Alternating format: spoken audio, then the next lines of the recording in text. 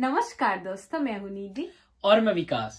तो पिछले वीडियोस में मैंने आपको बताया था कि बहुत सारे अलग अलग वीजा अवेलेबल है ऑस्ट्रेलिया आने के लिए और यहाँ पे आने के बाद परमानेंट रेसिडेंसी अप्लाई करने के लिए। तो पिछले वीडियो में हमने ऑलरेडी आपको 491 वीजा के बारे में, 190 वीजा के बारे में बता दिया और बहुत सारे अलग अलग वीजा है जो आपको पता भी नहीं होंगे और वो वीजा के लिए आप थोड़ी सी और मेहनत करोगे तो एलिजिबल हो सकते हो। तो हम आपको एक एक करके सारे वीडियोस बताएंगे आपके लिए, सारे वीजाज के लिए। आज की वीडियो में हम सिर्फ आपको 189 वीजा के बारे में ब्रीफली सब कुछ बताएंगे कि इसके बेनिफिट क्या है और इसकी बेसिक रिक्वायरमेंट्स क्या है। और हमने 190 और 491 के बारे में ऑलरेडी वीडियो डाल दिया है, तो अगर आप चाहो तो वो वीडियो चेक कर सकते हो, हम उसके लिंक भी डिस्क्रिप्शन बॉक्स में डाल देंगे। तो आज हम बात करते हैं 189 के बारे में। तो 189 सबसे अच्छा वीजा है ऐसा बोल सकते हैं, क्योंकि इस वीजा में आप ऑस्ट्रेलिया में कहीं पे भी रह सकते हो, live and work permanently anywhere in Australia. और इस वीजा में आप कोई भी स्टेट में रहते हो आप अप्लाई कर सकते हो इस वीजा के लिए, और आप ऑफशोर भी अप्लाई कर सकते हो। और ये वीजा इंडिपेंडेंट वीजा है, इसको स्किल इंडिपेंडेंट वीजा इसीलिए बोलते हैं क्योंकि आप इसके लिए इंडिपेंडेंटली अप्लाई कर सकते हो। तो इंडिपेंडेंट और स्पॉन्सरशिप का मतलब क्या होता है, क्योंकि आपको पता नहीं होगा कि इंडिपेंडेंट इसको क्यों बोलते हैं और उसको स्पॉन्सरशिप वीजा क्यों बोलते हैं। तो वर्ड में ही सब कुछ छुपा हुआ कि इंडिपेंडेंटली आप अप्लाई करोगे अपने खुद से पॉइंट से, अपनी खुद की जॉब से, तो आपको नॉमिनेशन वो ऑस्ट्रेलियन गवर्नमेंट देगी।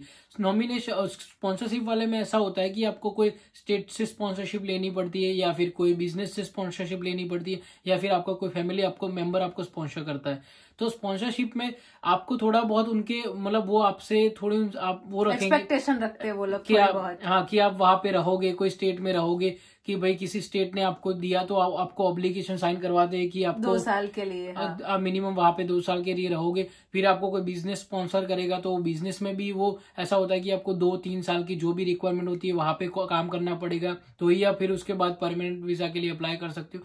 तो स्पॉन्सरशिप वीजा में ये सारी कंडीशन होती है। 189 में कोई भी कंडीशन नहीं है, इसलिए इसको तो स्किल इंडिपेंडेंट वीजा बोलते हैं। तो ये वीजा अप्लाई करना थोड़ा सा हार्ड है क्योंकि बहुत सारी कंपटीशन होने की वजह से बहुत सारे लोग इसमें पॉइंट टेस्टेड होता है, तो बहुत सारे लोगों के पॉइंट अप होते हैं, तो आपको भी अपने पॉइंट अप करने पड़ेंगे। और आपको ये भी समझना पड़ेगा कि इसकी बेसिक मेन रिक्वायरमेंट क्या है इस वीजा को अप्लाई करने की। तो इस वीजा में आप अपने रिलेटिव और फैमिली मेंबर्स को स्पॉन्सर भी कर सकते हो और सिटीजनशिप के लिए अप्लाई भी कर सकते हो। और जैसे कि 491 वीजा में और 190 वीजा में थोड़ी बहुत लिमिटेशन होती है, स्पेशली 491 वीजा में होती है, वो भी स्किल्ड वीजा है, पर फिर भी आपको वो 5 साल का वीजा मिलता है, उसके बाद आपको परमानेंट के लिए अप्लाई करना पड़ता है।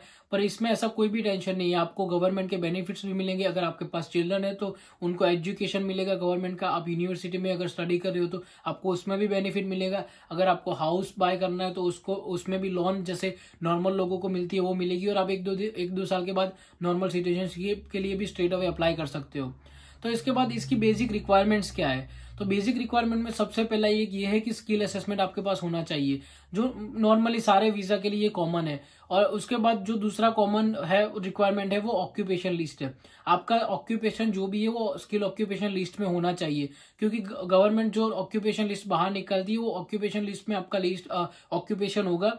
तो आपको चांसेस नहीं है, कंपलसरी है कि अगर आपका ऑक्यूपेशन लिस्ट में होगा नहीं तो आप उसके लिए फाइल एलिजिबल ही नहीं होगे, फाइल अप्लाई भी नहीं कर सकते अगर आपका ऑक्यूपेशन लिस्ट में आपका ऑक्यूपेशन होगा नहीं तो। और ये list occupation list every year change होता है, तो आप मेक श्योर करना कि आप जो भी लिस्ट चेक कर रहे हो वो करेक्ट लिस्ट चेक कर रहे हो। तो आप गवर्नमेंट की वेबसाइट पे जाके ये चेक कर सकते हो कि आपका जो ऑक्यूपेशन है वो ऑक्यूपेशन लिस्ट में है कि नहीं। वैसे जनरली हम देखने जाए तो जो कॉमन ऑक्यूपेशन है जैसे कि हेल्थ है, फिर टीचिंग, इंजीनियरिंग और फिर ट्रेड सच है जैसे इलेक्ट्रिशियन है, प्लम्बर है, ये सारे तो जनरली बहुत सालों से और सारे वीजाज में ये ऑक्यूपेशन तो होते ही है। और मतलब उसके बाद आपको बेसिक जो रिक्वायरमेंट है वो सारे वीजा की कॉमन है। आपकी एज 45 से अंडर होनी चाहिए, आपके पास 65 पॉइंट्स मिनिमम होनी चाहिए, आपका competent English that means 6 band होने चाहिए। बट अगर आपको ये जैसे पॉइंट टेस्टेड वीजा है तो आपको अगर ये वीजा लेना है तो आपका पॉइंट ऑब्वियसली हाई होना पड़ेगा।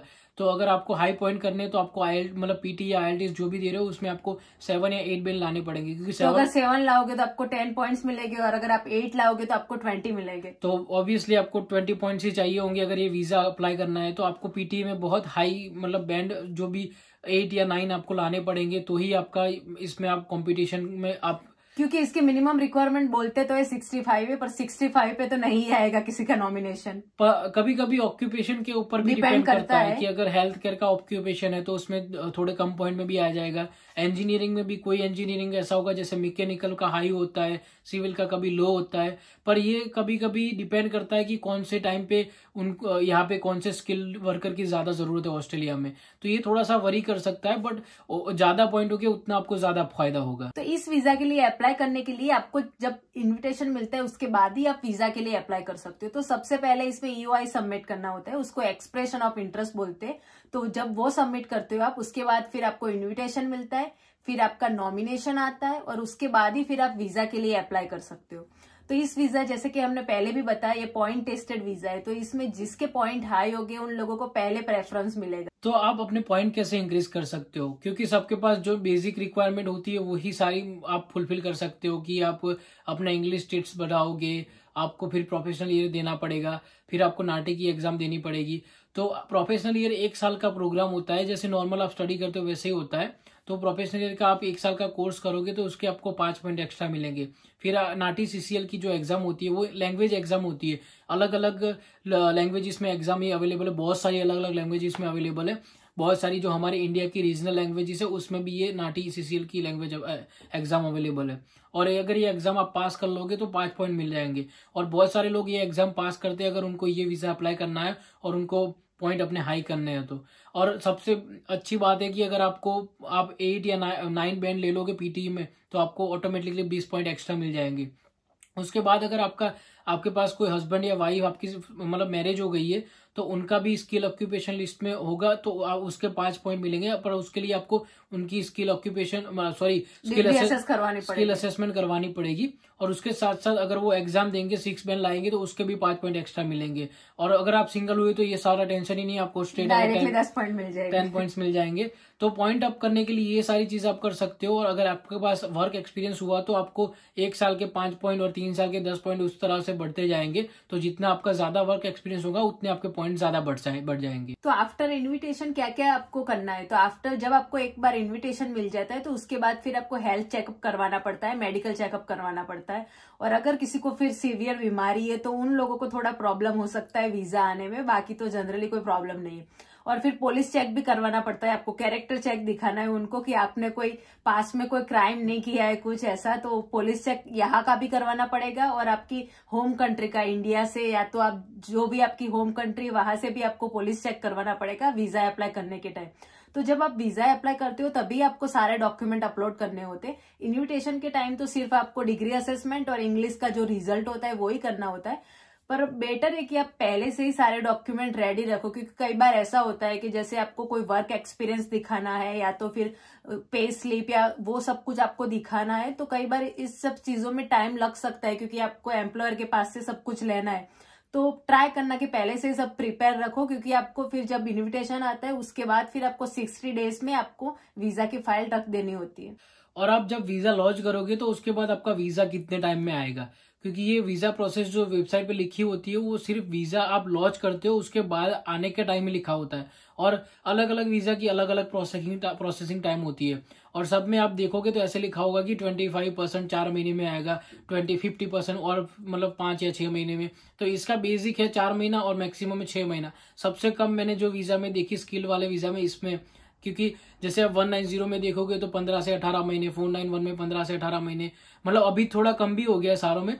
तो ये ऐसा भी हो सकता है कि इनके पास कितने वीजा की फाइल्स है उस हिसाब से वो लोग चेंज करते रहते हैं। एवरी 3-4 मंथ 6 मंथ ये लोग अपडेट करते रहते हैं कि प्रोसेसिंग टाइम अभी कितना दिखा रहा है। तो प्रोसेसिंग टाइम नॉर्मली इस वीजा का बहुत कम है। जैसे कि हमने बताया कि ये वीजा सबसे अच्छा है, तो इस वीजा का प्रोसेसिंग टाइम भी कम है। जैसे हम 491 का वीजा जब हमने डाला था तो हमारे टाइम पे ऐसा दिखा रहा था कि प्रोसेसिंग टाइम मैक्सिमम मतलब 36 मंथ बता रहा था। हाँ, 90% एप्लीकेशन 36 मंथ में कंप्लीट होगी। और 25 जो मिनिमम होता है वो 25% एप्लीकेशन सिर्फ 17 या 18 मंथ, मतलब सिर्फ नहीं, बहुत ज्यादा 70 या 18 मंथ में कंप्लीट होगी। तो वो बहुत सारा टाइम है 491 वीजा के लिए। तो उस हिसाब से इस वीजा के का आप देखोगे तो सिर्फ 5-6 महीने बहुत कम टाइम है, लॉटरी लग जाएगी अगर आपको 4 से 5 महीने में वीजा आ गया तो ये वीजा है सबसे अच्छा, पर इस वीजा को लेने के लिए आपको बहुत मेहनत करनी पड़ेगी। पर एक बार आपका इन्विटेशन आ गया उसके बाद आपको कोई टेंशन लेने की जरूरत नहीं, आपका वीजा भी जल्दी आ जाएगा और फिर आपको बेनिफिट्स भी बहुत सारे मिलेंगे। पर इस वीजा लेने के लिए आपको मेहनत करनी पड़ेगी। ये था बेसिक नॉलेज फॉर 189 वीजा। अगर आपको ये वीजा अप्लाई करना है तो आप गवर्नमेंट की वेबसाइट पे रेगुलर अपडेट्स देख सकते हो, क्योंकि थोड़े बहुत चेंजेस ऑक्यूपेशन लिस्ट में और उस सब में होते रहते हैं। तो अगर आपको कुछ देखना है तो आप उसमें जाके देख सकते हो। और अगर आपको कोई क्वेश्चन हो इस वीजा के या कोई और वीजा के बारे में तो आप हमको कमेंट में पूछ सकते हो। We are happy to help. Thank you so much for watching the video. अगर आपको ये वीडियो अच्छा लगा तो वीडियो को लाइक कीजिए, शेयर कीजिए और चैनल को सब्सक्राइब करना ना भूले। तो मिलते हैं फिर किसी और वीडियो में, तब तक के लिए बाय बाय।